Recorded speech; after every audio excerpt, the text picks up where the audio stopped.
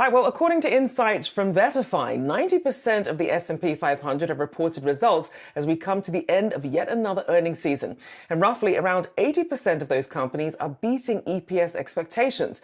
As Verify notes, however, the main driver for positive earnings has been cost cutting and not revenue growth, which means individual stocks have not been responding well, regardless of having strong earnings. Now, this can be a positive for sector ETFs since 8 of the 11 sectors have reported year-over-year earnings growth. As part of the ETF report brought to you by Invesco QQQ, let's bring in ETF think tank director of research, Cinthia Murphy, to discuss this more. Good to see you, Cinthia. So talk about the environment that we're in here as we take a look at this tail end of earnings season. Hi, Rachelle. Yeah, it's a tricky time right now to be an investor because what we've seen work so far this year have been things that we didn't expect would have a strong year. Things like some aggressive growth names, things like crypto and digital asset related things, everything that touches artificial intelligence. So have tech, have a heavy tech, heavy growth, heavy risk.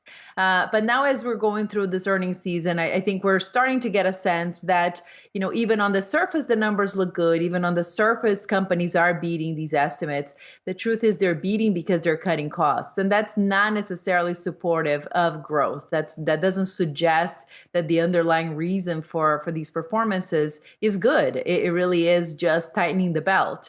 So what we're seeing in the ETF space, we're seeing people slowly trim that risk exposure, and defensive plays are gaining momentum here because nobody knows what happens next. Nobody expected growth to perform this well this year. So there's always the off chance that this continues going.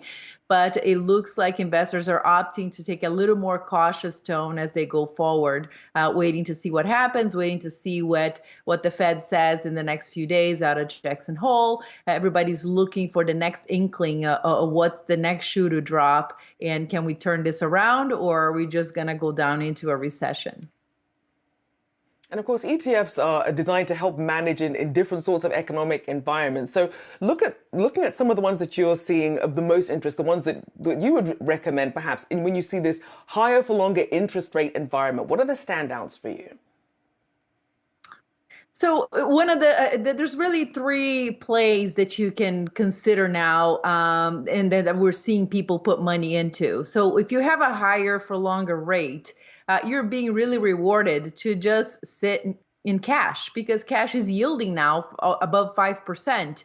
And by cash, I mean like your really short-term dated bonds. So from the bond market exposure, we're seeing most investors and advisors, investing for clients, they're really heavily allocated to the really short end of the curve because you don't have really much duration risk there to worry about. So higher rates don't really impact too much your bonds, but you're picking up a ton of yield. So it's a safe place to be. Now, if you are looking to participate, to stay invested on the equity side, and you're really concerned about this risk, the tough thing is what is it that's going to work? In theory, higher rates should be really favorable for value stocks. But this year we've seen growth outperform value. So you are in this conundrum of trying to guess what should happen. More defensive plays tended to work better here. So it's things like either really diversified approaches since you don't know what value or growth is going to perform better. So just own it all. So things like your, total equity market type of exposure, things like VT, things like multi-asset class portfolios, like an ETF like RPAR is an interesting fund. It has 4 asset classes in there. It risk weights everything so that you're having like the lowest possible risk for full exposure. And you have your dividend stocks, which were great performers in 2022, have been a little bit of underdogs this year. And all of a sudden, they're starting to come back in vogue. And because people realize that these dividend portfolios, they are very underallocated to tech, which means why they're dragging so much this year.